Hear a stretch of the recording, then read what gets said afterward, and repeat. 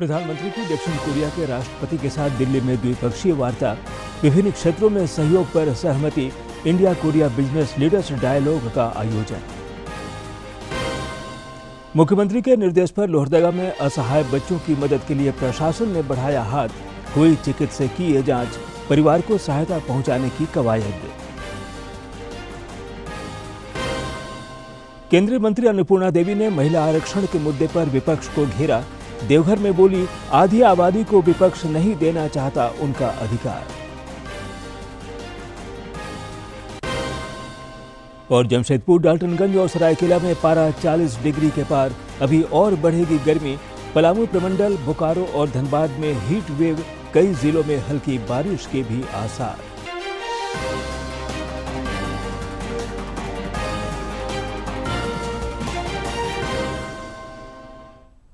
नमस्कार, खबरें झारखंड में आपका स्वागत है। मैं हूं ज्ञानेश्वर प्रसाद श्रीवास्तव और अब समाचार विस्तार से। प्रधानमंत्री नरेंद्र मोदी और दक्षिण कोरिया के राष्ट्रपति ली जे म्यूंग के बीच आज नई दिल्ली के हैदराबाद हाउस में द्विपक्षीय और प्रतिनिधि मंडल स्तर की वार्ता हुई। बातचीत के बाद विभिन्न क्षेत्रों में सहयोग को लेकर समझौता ज्ञापनों का आदान प्रदान हुआ। संयुक्त प्रेस वार्ता को संबोधित करते हुए प्रधानमंत्री ने बताया कि वार्ता के दौरान सहयोग और साझेदारी को नया आयाम देने का निर्णय लिया गया। दोनों देशों ने भारत कोरिया फाइनेंशियल फोरम की शुरुआत की है। इंडस्ट्रियल कॉरपोरेशन कमेटी का भी गठन किया गया है। एक वर्ष के अंदर भारत कोरिया ट्रेड एग्रीमेंट को अपडेट किया जाएगा। दक्षिण कोरिया के राष्ट्रपति ली जे म्यूंग ने प्रधानमंत्री मोदी से नई दिल्ली में मुलाकात की। हैदराबाद हाउस पहुंचने पर प्रधानमंत्री ने अतिथि राष्ट्रपति का गर्मजोशी से स्वागत किया। दोनों के बीच ये मुलाकात नई दिल्ली स्थित हैदराबाद हाउस में हुई। दोनों नेताओं ने हैदराबाद हाउस परिसर में वृक्षारोपण किया। दोनों नेताओं की बैठक में अहम द्विपक्षीय मुद्दों पर विचार विमर्श किया गया। तो भारत और दक्षिण कोरिया के बीच संबंधों को मिलती नई उड़ान। भारत और कोरिया का बायलैटरल ट्रेड आज $27 बिलियन तक पहुंच चुका है। 2030 तक इसे $50 बिलियन तक पहुंचाने के लिए हमने आज कई महत्वपूर्ण निर्णय लिए हैं। दोनों देशों के बीच फाइनेंशियल फ्लोज को सुगम बनाने के लिए हमने भारत कोरिया फाइनेंशियल फोरम की शुरुआत की है। बिजनेस सहयोग को बल देने के लिए हमने एक इंडस्ट्रियल कोऑपरेशन कमेटी का गठन किया है। क्रिटिकल टेक्नोलॉजी और सप्लाई चेन में सहयोग बढ़ाने के लिए हम इकोनॉमिक सिक्योरिटी डायलॉग शुरू कर रहे हैं। कोरिया की कंपनी, खासकर एसएमईज की भारत में एंट्री सहज करने के लिए हम कोरियन इंडस्ट्रियल टाउनशिप भी स्थापित करेंगे और अगले एक वर्ष के अंदर हम भारत कोरिया ट्रेड एग्रीमेंट को अपग्रेड भी करेंगे। इससे पहले प्रधानमंत्री नरेंद्र मोदी और दक्षिण कोरिया के राष्ट्रपति India Korea business leaders dialogue के क्रम में फोटो सेशन में शामिल हुए। भारत और कोरिया के बीच ऐतिहासिक रिश्ते हैं। सभ्यगत और ऐतिहासिक संबंधों में लगातार विस्तार हुआ है। सदियों से दोनों देश एक दूसरे के साथ रहे हैं, विभिन्न आयामों से जुड़े रहे हैं। 1962 में काउंसलर संबंध स्थापित किए गए और उसके बाद से लगातार संबंधों में और भी प्रगाढ़ता आती रही। 1973 में राजनयिक संबंध कायम हुए। तो वहीं 2010 की अगर हम बात करें तो रणनीतिक साझेदारी का भी दर्जा यहां पर मिला दोनों देशों के संबंधों को। 2015 में प्रधानमंत्री नरेंद्र मोदी की सोल यात्रा बेहद अहम रही, बेहद ऐतिहासिक रही, जहां पर भारत और दक्षिण कोरिया विभिन्न क्षेत्रों में जुड़ते हुए नजर आए। स्पेशल स्ट्रैटेजिक पार्टनरशिप में बदले दोनों देशों के संबंध। विभिन्न क्षेत्रों में दोनों देशों का हम आदान प्रदान देख रहे हैं। 2025 में विशेष दूतों का भी दौरा रहा और फिर 2026 में डायलॉग और कंसल्टेशन का दौर भी आगे बढ़ा। 2026 में विदेश मंत्री स्तर की बैठकें भी आयोजित हुई दोनों देशों के बीच में। व्यापार और आर्थिक रिश्ते बेहद महत्वपूर्ण हैं। दोनों देशों के बीच व्यापार और आर्थिक संबंध भी मजबूत होते चले गए। भारत और कोरिया के बीच मजबूत आर्थिक संबंधों की अगर हम बात करें तो 2024 और 25 में 26.89 अरब डॉलर का व्यापार यहां पर हुआ है दोनों देशों के बीच। 2030 तक 50 अरब डॉलर ले जाने का लक्ष्य यहां पर रखा है दोनों देशों ने कि कैसे विभिन्न क्षेत्रों में भारत और कोरिया के व्यापार और आर्थिक संबंधों को और प्रगाढ़ता मिले। कोरिया भारत में 13वां सबसे बड़ा FDI निवेशक है, यानी कि फॉरेन डायरेक्ट इन्वेस्टमेंट की अगर हम बात करें तो 13वां स्थान है। सन 2000 से अब तक 6.91 अरब डॉलर का निवेश यहां पर हुआ है और 650 से अधिक कोरियाई कंपनियां भारत में सक्रिय हैं। 6 कोरियाई बैंकों की 20 शाखाएं भी भारत में कार्यरत हैं।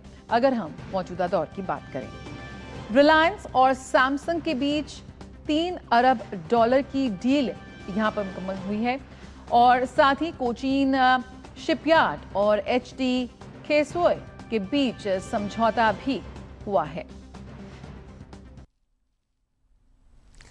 पड़ोसी राज्य बंगाल में चुनावी घमासान के बीच झालमुड़ी ट्रेंड कर रहा है। दरअसल प्रधानमंत्री नरेंद्र मोदी ने चुनावी व्यस्तताओं के बीच झारग्राम में कल एक दुकान में झालमुड़ी का स्वाद चखा था। झालमुड़ी बेचने वाला यह दुकानदार प्रधानमंत्री के इस खास अंदाज से खासा प्रभावित हुआ है। बंगाल के चुनाव में झालमुड़ी ट्रेंड कर रही है। कल चुनाव प्रचार के दौरान प्रधानमंत्री मोदी ने जिस तरह से झाड़ग्राम में जाकर के एक दुकान में झालमुड़ी खरीदी, उसका स्वाद लिया और दुकानदार से बातचीत की, उसके बाद तो बंगाल चुनाव में एक नया चटपटा सा तड़का लग गया है। झालमुड़ी बंगाल का एक स्नैक्स है जिसके बिना बंगाली खाने की प्लेट ही अधूरी है। मुरमुरे में मिर्ची, नमक और प्याज समेत सरसों के तेल का यह मिक्सचर अब चुनाव में एक बड़ा दिलचस्प फैक्टर बन गया है। प्रधानमंत्री ने अपने सोशल मीडिया पर इसकी तस्वीरें भी साझा की और लिखा कि पश्चिम बंगाल में रविवार को 4 रैलियों के बीच, जो कि एक व्यस्त दिन था, झाड़ग्राम में कुछ स्वादिष्ट झालमुड़ी का मैंने आनंद लिया। मेरा दुकान पे आए रुके। नहीं, ये बात तो कभी नहीं सोचे थे कि विदेश के प्रधानमंत्री मेरे दुकान में आएंगे, झालमुड़ी खाएंगे। सर आए, बोला आपका नाम क्या है? तो मैं बोले मेरा नाम विक्रम साव है। तो बोले कैसे हो? हम बोले बढ़िया है सर। बोले फिर झालमुड़ी बनाओ। झालमुड़ी बनाए सर के दिए। बोले कितना हुआ? तो हम बोले सर पैसा क्या 10 रुपया भी देना। 10 रुपया हुआ? मैंने बोले 10 रुपया हुआ सर। सर दे रहे थे जो मैंने पैसा लाओ। फिर हम ले लिए पैसा, मैंने दे रहे थे, फिर नहीं मान रहे थे कि नहीं सर बाद में नहीं, छोड़िए। फिर दे दिए पैसा, फिर पैसा हम रख लिए। सर खा के बोले बहुत बढ़िया मुड़ी बनाए हो। फिर माता पिता का नाम पूछे कि माता का नाम क्या है? बोले श्री सुनीता देवी नाम है, पिता का नाम श्री उत्तम साहू। बोले कहाँ के रहने वाले हो? मैं बिहार के रहने वाले हैं। तो कौन सा जगह के? बोले गया का, बिहार गया। और सर वही बोले कितनी तक पढ़े हो? बोले 9th क्लास तक पढ़े हैं, गरीबी हाल में पढ़ नहीं सके, व्यवसाय करते हैं। बोले कितना तक व्यवसाय हो जाता है, माने कितना तक रोजगार कर लेते हो? तो वही बोले 1000-1200 रुपया सर हो जाता है, संसार चल जाता है। बोले कितना जन है? हम बोले माँ है, पिताजी हैं, हमें। बोले एक ठो दुकान है? बोले हाँ सर यही दुकान है। खाएँ और बोले ठीक है बढ़िया है। मिनिमम करीबन 10 मिनट थे वो। नहीं सर कोई राजनीति के लिए नहीं पूछे हमसे, कोई पूछे नहीं। ऐसे बोले बढ़िया से रहना पड़े, बट बढ़िया है सर। हम एक तो यही गलती काम किए, कोई सिग्नेचर उग्नेचर नहीं लिए हैं। और क्या वो फोटो ऊपर में दिया हुआ है मेरा बोर्ड में, उन लोग लिए हैं फोटो। मुझे बहुत बढ़िया लगा देखकर, बहुत खुशी की बात हुआ। मैंने देख कर मन है कि मेरे दुकान में आए, मसला मुड़ी खाएं प्रधानमंत्री, बस यही बात है और खुशी की। मुख्यमंत्री हेमंत सोरेन लगातार जन कल्याण और जन सरोकार से जुड़े मुद्दों को लेकर संवेदनशील हैं। उन्होंने कल लोहरदगा के कुछ बच्चों और उनके परिवार की असहायों जैसी हालत पर सोशल मीडिया पर संज्ञान लिया था और सहायता पहुंचाने के निर्देश दिए थे। मुख्यमंत्री के निर्देश के बाद लोहरदगा जिला प्रशासन हरकत में आया है। बच्चों की चिकित्सकीय जांच की गई। इसके अलावा प्रशासन उन्हें मदद पहुंचाने की कवायद में जुट गया है। केंद्रीय मंत्री अन्नपूर्णा देवी ने महिला आरक्षण के मुद्दे पर विपक्ष को घेरा है। देवघर स्थित जिला भाजपा कार्यालय में उन्होंने प्रेस वार्ता कर आरोप लगाया कि विपक्ष आधी आबादी के सशक्तिकरण की दिशा में रोड़े अटका रहा है। केंद्रीय मंत्री ने कहा कि संसद में महिला आरक्षण से जुड़ा विधेयक पारित नहीं होने से विपक्ष का महिला विरोधी चेहरा बेनकाब हुआ है। उन्होंने कहा कि ओबीसी समाज के नाम पर विपक्ष राजनीति कर रहा है। केंद्र सरकार ने वंचित वर्गों और कमजोर तबकों के उत्थान के लिए कई कदम उठाए हैं, जबकि इतिहास गवाह है कि विपक्षी दलों ने इस समाज के नाम पर केवल राजनीति किया है। हो रही थी, यानी संविधान संशोधन में 2/3 बहुमत की आवश्यकता थी। जब वोटिंग हुई, वोटिंग के बाद जब मत हाँ और ना पक्ष में कितने प्राप्त हुए, उसके बाद आपने देखा कि प्रतिपक्ष के साथियों ने मेज थपथपाकर वो काफी खुशी व्यक्त की। यानी ये खुशी आधी आबादी को चिढ़ाने वाली थी। महिला आरक्षण के मुद्दे पर प्रदेश भाजपा ने रांची में 25 अप्रैल को रैली आयोजित करने का फैसला किया है। इसमें रामगढ़, खूंटी और लोहरदगा के नेता और कार्यकर्ता भी शामिल होंगे। इस सिलसिले में प्रदेश अध्यक्ष आदित्य प्रसाद साहू ने अपने रांची स्थित पैतृक आवास में पार्टी पदाधिकारियों के साथ आज बैठक की। इस दौरान रैली को सफल बनाने पर विचार विमर्श हुआ। इस बैठक में पार्टी के कई नेता मौजूद रहे। ट्रेजरी घोटाला की जांच का दायरा लगातार बढ़ता जा रहा है। अब तक 7 जिलों में लगभग 150 करोड़ फर्जी निकासी का मामला उजागर हुआ है। इधर रक्षा राज्य मंत्री सह रांची के सांसद संजय सेठ ने कहा है कि झारखंड में 7 जिलों में 150 करोड़ तक की फर्जी निकासी का यह मामला सिस्टम की लापरवाही और भ्रष्टाचार का परिणाम है। श्री सेठ ने राज्य सरकार से इस मामले में श्वेत पत्र जारी करने की मांग की ताकि जनता सच जान सके। आरएसएस प्रमुख मोहन भागवत ने दिल्ली में संस्कृत भारती के नवनिर्मित केंद्रीय कार्यालय भवन प्रणव का उद्घाटन किया। इस दौरान उन्होंने संस्कृत भाषा के प्रचार और प्रसार पर बल दिया और कहा कि यह भाषा संस्कार भी लाती है।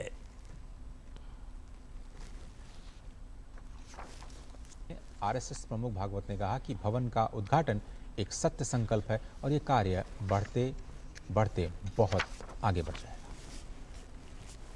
जो कार्य है संस्कृत भारती का, उसका कार्यालय प्रणव नाम से अक्षय तृतीया के दिन उद्घाटित होना, ये अपने आप में हमको एक संदेश दे रहा है कि ये कार्य है वो एक सत्य संकल्प है और सत्य संकल्प होने के नाते ये बढ़ते बढ़ते बढ़ते अपनी पूर्णता की ओर ही जाएगा। इसका कभी क्षय नहीं है और इसलिए हमारे उत्साह को ये कार्यक्रम द्विगुणित करता है। उपराष्ट्रपति सीपी राधाकृष्णन श्रीलंका की 2 दिवसीय यात्रा संपन्न कर स्वदेश के लिए रवाना हो गए हैं। यात्रा के अंतिम दिन उन्होंने आज भी विभिन्न कार्यक्रमों में हिस्सा लिया और ऐतिहासिक महत्व के स्थलों का भी भ्रमण किया।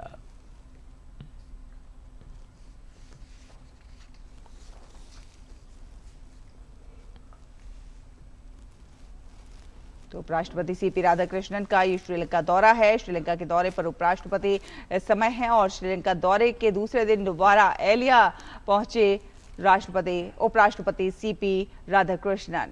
तो भारतीय आवास परियोजना के तहत जो घर बनाए गए हैं उनका उन्होंने दौरा किया। उपराष्ट्रपति का ये श्रीलंका का दौरा बेहद महत्वपूर्ण है। भारतीय मूल के तमिल बागान के लोगों से भी वो मिले, उन्होंने मुलाकात की। रांची में अपराधियों के खिलाफ पुलिस एक्शन मोड में है। पुलिस ने हत्या के 2 अलग अलग मामलों में 2 अपराधियों को गिरफ्तार किया है। सिकिंदरी थाना क्षेत्र में हत्या मामले का पुलिस ने खुलासा करते हुए एक आरोपी को गिरफ्तार किया है। इधर एक अन्य मामले में तमाड़ थाना अंतर्गत ग्राम बेलबेड़ा में एक महिला की हत्या मामले में पुलिस ने आरोपी को पकड़ा है।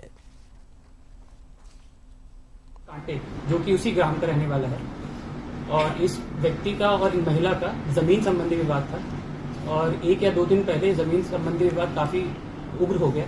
उसी में गुस्से में आकर इसने मुचोकनी देकर की हत्या कर दी थी। और जिस हथियार से इसने हत्या की थी उसे दावली बेसिकली एक चीज़ होता है, तो दावली से इसके द्वारा हत्या किया गया था। दावली हमने सीज कर लिया है और उसके अलावा हमारे पास तकनीकी साक्ष्य मिले हैं जिसे हमने जब्त किया है। उसी के अनुसंधान उपरांत हम लोग इस पर कार्रवाई करेंगे और जल्द से जल्द इसे कन्विक्शन की ओर ले जाएंगे। सही पोषण देश रोशन की भावना से देश भर में 9 से 23 अप्रैल तक राष्ट्रीय पोषण पखवाड़ा मनाया जा रहा है। इस दौरान रांची में भी शिशुओं, गर्भवती महिलाओं और धात्री माताओं के स्वास्थ्य और पोषण को लेकर कई कार्यक्रम चलाए जा रहे हैं।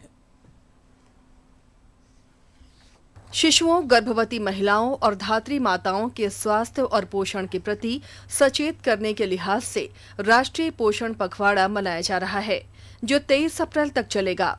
इस दौरान वृहद स्तर पर महिलाओं और बच्चों का टीकाकरण भी किया जा रहा है। रांची के civil surgeon doctor Prabhat Kumar ने बताया कि अधिकांश बीमारियों को सही पोषण से रोका जा सकता है और पोषण बहुत ही जरूरी चीज है। अधिकांश बीमारियां जो है वो अच्छे पोषण से हम लोग नियंत्रण में रख सकते हैं, उनको दूर कर सकते हैं। Civil surgeon doctor Prabhat Kumar ने कहा कि सही पोषण नहीं मिलने के कारण कई महिलाएं और छोटे बच्चे एनीमिया के शिकार हो जाते हैं।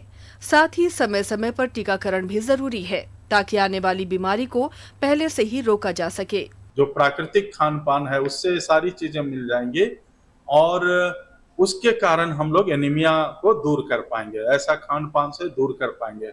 उसी ढंग से बहुत सारा और भी बीमारियां हैं बच्चों में, खासतौर पर माल न्यूट्रिशन, कुपोषण की बीमारी है।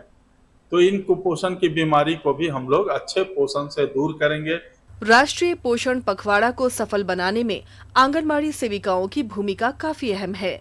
इन दिनों आंगनबाड़ी केंद्रों पर पोषण जागरूकता, महिलाओं और बच्चों की स्वास्थ्य जांच, टीकाकरण और पोषाहार वितरण बृहद पैमाने पर किया जा रहा है। पोषाहार जो मिलता है वहाँ बाजार में सस्ता में, जैसे हरी साग सब्जी हुआ सस्ता में, वो सब्जी सबको ला के अच्छा से उसको बना के खाना चाहे खाने के लिए बोलते हैं। और मोटा अनाज जैसे रागी का आटा हुआ उससे भी तरह तरह का व्यंजन बना के बच्चों को खिलाने और अपने लोग को भी खाने का हम लोग बतलाते हैं। आंगनबाड़ी केंद्र के संपर्क में रहकर महिला एवं बाल विकास विभाग की योजनाओं का लाभ लेकर महिलाएं लाभान्वित हो रही हैं। 3 बच्चों की मां मीना कुमारी अपनी और अपने बच्चों के उत्तम स्वास्थ्य के लिए आंगनबाड़ी केंद्र को क्रेडिट दे रही हैं। समय समय पे आते थे आंगनबाड़ी, टीकाकरण हुआ और मेरा बच्चा सब ठीक हुआ और मेरा नॉर्मल डिलीवरी हुआ और पोषाकरण सब मिलता है और बच्चा सब भी आता है और टीकाकरण लगा के जाता है और बच्चा सब भी ठीक है। राष्ट्रीय पोषण पखवाड़ा के तहत आयुष्मान आरोग्य मंदिर, सामुदायिक स्वास्थ्य केंद्रों और आंगनबाड़ी केंद्रों पर महिलाओं को चिकित्सकीय जांच और स्वास्थ्य सेवाएं मुफ्त उपलब्ध कराई जा रही हैं। इस दौरान महिलाओं को मासिक धर्म स्वच्छता की जानकारी भी दी जाती है। कुल मिलाकर यह पखवाड़ा पूरी तरह मातृशक्ति के स्वास्थ्य को समर्पित है, क्योंकि माताएं रहेंगी स्वस्थ तो समाज होगा सशक्त। रांची से अवधेश गौतम की रिपोर्ट। देश में घरेलू एलपीजी सिलेंडर की आपूर्ति बुकिंग की तुलना में सामान्य है। तेल और प्राकृतिक गैस मंत्रालय ने कहा है कि 39,000 पीएनजी उपभोक्ताओं ने अपने एलपीजी कनेक्शन वापस कर दिए हैं। 5 किलो के सिलेंडर की सप्लाई अनवरत जारी है। मार्च से अब तक 4,93,000 से ज़्यादा पीएनजी के नए कनेक्शन दिए गए हैं। कालाबाजारी पर अंकुश लगाने के लिए कल तक 1900 रेड हुई और 67 डिस्ट्रीब्यूटरों को सस्पेंड किया गया है। बिना किसी रुकावट के ईंधन की आपूर्ति सुनिश्चित कर रही है। एक दिन में 53.5 लाख एलपीजी सिलेंडर्स डिलीवर किए गए। 98% बुकिंग अब डिजिटल माध्यम से हुई है। पेट्रोलियम और प्राकृतिक गैस मंत्रालय ने कहा कि वैश्विक अनिश्चितताओं के बावजूद बुकिंग के मुकाबले घरेलू एलपीजी की डिलीवरी सामान्य बनी हुई है। सप्लाई के मोर्चे पर सरकार ने घरेलू एलपीजी, पीएनजी और सीएनजी सेगमेंट के लिए 100% उपलब्धता सुनिश्चित की है। कमर्शियल एलपीजी की सप्लाई बढ़ाकर लगभग 70% कर दिया गया है। इसके अलावा प्रवासी मजदूरों के लिए 5 किलोग्राम वाले फ्री ट्रेड एलपीजी सिलेंडर्स की सप्लाई को अब 2 गुना कर दिया गया।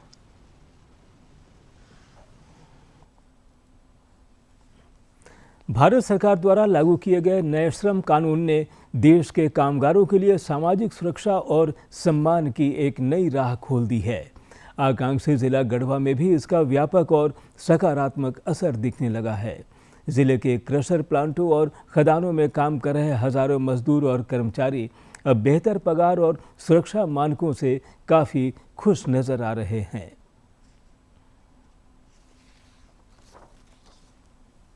गढ़वा जिले के पत्थर क्रशर और खनन क्षेत्रों में इन दिनों बदलाव की एक नई बयार बह रही है। 1 अप्रैल से पूरे भारत में प्रभावी हुए नए श्रम कानून के बाद यहां के कर्मियों को बड़ी राहत मिली है। खदानों और प्लांटों में काम कर रहे दीपक कुमार, मुकेश गिरी और सिकंदर प्रसाद गुप्ता जैसे कर्मियों का कहना है कि प्रधानमंत्री द्वारा श्रम कानूनों में किए गए संशोधन के बाद संचालकों के व्यवहार और व्यवस्थाओं में काफी बदलाव आया है। प्रधानमंत्री का घोषणा हुआ, मजदूर संघ का जब से नीति लागू हुआ तब से हम लोग को बहुत राहत मिला। कंपनी में हम लोग को अच्छी सुविधा मिल रही है, जैसे जैकेट, हेलमेट, जूता, बेल्ट और खाने पीने का ध्यान रखा जा रहा है। हम लोग का सारा सुविधा यहाँ पर मुहैया कराया जाता है। पेमेंट भी बढ़ा, बोनस वोनस सब मिल रहा है, खाना पीना का सुविधा, सेफ्टी का भी सुविधा, हेलमेट, जूता सब चीज़ मिल रहा है। अपने बाल बच्चे को अच्छी तरह पढ़ा रहे हैं, खिला पिला रहे हैं, इससे हम लोगों को काफ़ी फायदा हुआ है। इसके लिए हम प्रधानमंत्री जी को धन्यवाद देते हैं। हर सुविधा जो है कंपनी वर्करों को दे रही है। अब इसके वजह से हम लोग को सुविधा बढ़ गई है और हर तरह की सुविधा मिल रही है। सेफ्टी मिल रही है, दवा मिल रही है, जो फर्स्ट उपचार होता है वो मिल रहा है, और भी कोई सुविधा, सैलरी जो है टाइम से मिल रही है। सैलरी बढ़ गई है, जो पहले कम दी जाती थी अब सैलरी को बढ़ा दी गई है। मजदूरों के हितों की रक्षा के लिए जिला प्रशासन भी पूरी तरह मुस्तैद है।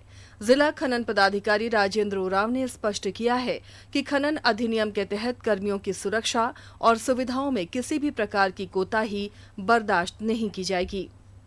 खान सुरक्षा अधिनियम के तहत खनन कार्यालय द्वारा समय समय पर सुरक्षा के प्रति जागरूक किया जा रहा है। साथ ही सख्त निर्देश दिया गया है कि सुरक्षा के मानकों में किसी भी तरह की कोताही नहीं बरती जाए, अन्यथा खनन विभाग द्वारा कड़ी कार्रवाई की जाएगी। आकांक्षी जिला गढ़वा में नए श्रम कानून का लागू होना यहां के श्रम बल के लिए आर्थिक और सामाजिक सशक्तिकरण की दिशा में एक मील का पत्थर साबित हो रहा है। नए श्रम कानूनों के प्रभावी क्रियान्वयन से निश्चित रूप से असंगठित क्षेत्र के मजदूरों का भविष्य सुरक्षित होगा। गढ़वा से ब्रिजेंद्र की रिपोर्ट। प्रधानमंत्री नरेंद्र मोदी 26 अप्रैल को सुबह 11 बजे आकाशवाणी पर मन की बात कार्यक्रम में देश विदेश के लोगों के साथ अपने विचार साझा करेंगे। इस कार्यक्रम के लिए आम लोग अपने विचार और सुझाव टोल फ्री नंबर 1800-117800 पर भेज सकते हैं।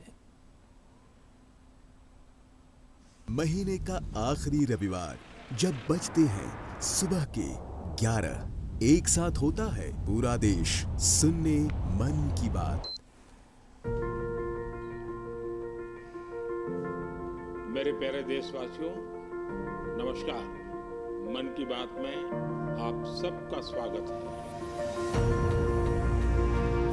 यहाँ होती है मैं नहीं हम की बात, सामूहिकता की शक्ति के साथ, मोदी जी के साथ देश का संवाद और जन जन से सीधा जुड़ाव। साथ आते हैं करोड़ों दिल और होती है देश के छोटे कस्बों गांव में उभरते इनोवेटिव आइडियाज की बात। अपनी सेवा से समाज बदलने में जुटे साइलेंट हीरोज की बात। भाषा और परंपरा, विज्ञान और विरासत की बात। विदेश में भारतीय संस्कृति की बात। अन्नदाता की मेहनत, नारी शक्ति की लगन, खेल का जज्बा, युवाओं की आकांक्षा, भारतीय श्वान से लेकर पेड़ और प्रकृति की बात, योग और आयुर्वेद से आरोग्य की बात, स्वच्छता से लेकर हर घर तिरंगा की बात। आत्मनिर्भर बनते, विकसित होते, विश्व बंधु भारत की बात, मन की बात, जिसमें है एक भाव, नेशन फर्स्ट, जहां हर कहानी बनती है किसी और के लिए हौसला। बात देश की, सबके मन की। मेरे लिए मन की बात ये एक कार्यक्रम नहीं है, मेरे लिए एक आस्था, पूजा, व्रत है। तभी तो रहता है इंतजार आए महीने का आखिरी रविवार और देश कहे चलो सुने मन की बात, आकाशवाणी और दूरदर्शन के नेटवर्क पर। प्रधानमंत्री आवास योजना गिरिडीह जिले के लिए हजारों परिवारों के लिए उम्मीद की नई किरण बनकर आई है। जिले के नगर निगम क्षेत्र के विभिन्न मोहल्लों में अब मिट्टी और खपरैल के घरों की जगह इस योजना के बूते पक्के आशियाने बन रहे हैं।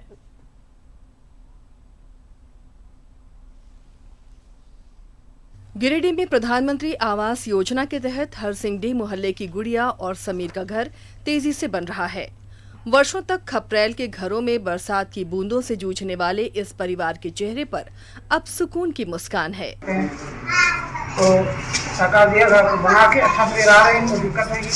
यही कहानी सलमा परवीन और यशोदा देवी की भी है। इनके लिए पक्का घर किसी वरदान से कम नहीं। सलमा बताती हैं कि कच्चा घर होने के कारण बरसात की रातें बच्चों के साथ जागकर काटनी पड़ती थीं। लेकिन आवास योजना ने उनकी ये चिंता हमेशा के लिए दूर कर दी है। उसी में हम लोग रहते थे, अब दिए तो अच्छे से रूम बना लिए, रह रहे हैं। लोग का पहले खपरा का घर था, मिट्टी का घर था। सरकार ने मदद दिया तो हम लोग छत का घर मकान बनाए। हम लोग बहुत खुशी से रहते हैं, इसीलिए हम सरकार को धन्यवाद देते हैं। गिरिडीह के इन लाभार्थियों के चेहरे की चमक गवाही दे रही है कि प्रधानमंत्री आवास योजना समाज के अंतिम पायदान पर खड़े व्यक्ति तक पहुंचकर उनके जीवन को रोशन कर रही है। प्रधानमंत्री आवास योजना ने न केवल छत प्रदान की है, बल्कि गरीब परिवारों को सामाजिक सुरक्षा और सम्मान भी दिया है। गिरिडीह से रमेश की रिपोर्ट। और अब अंत में मुख्य समाचार एक बार फिर।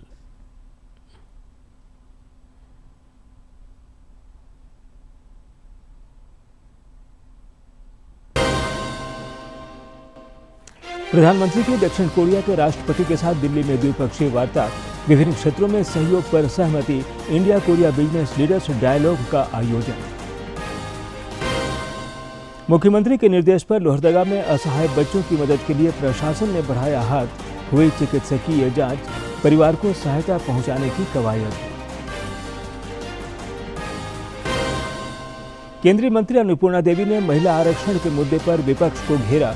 देवघर में बोली, आधी आबादी को विपक्ष नहीं देना चाहता उनका अधिकार। और जमशेदपुर, डाल्टनगंज और सरायकेला में पारा 40 डिग्री के पार। अभी और बढ़ेगी गर्मी। पलामू प्रमंडल, बोकारो और धनबाद में हीट वेव, कई जिलों में हल्की बारिश के भी आसार।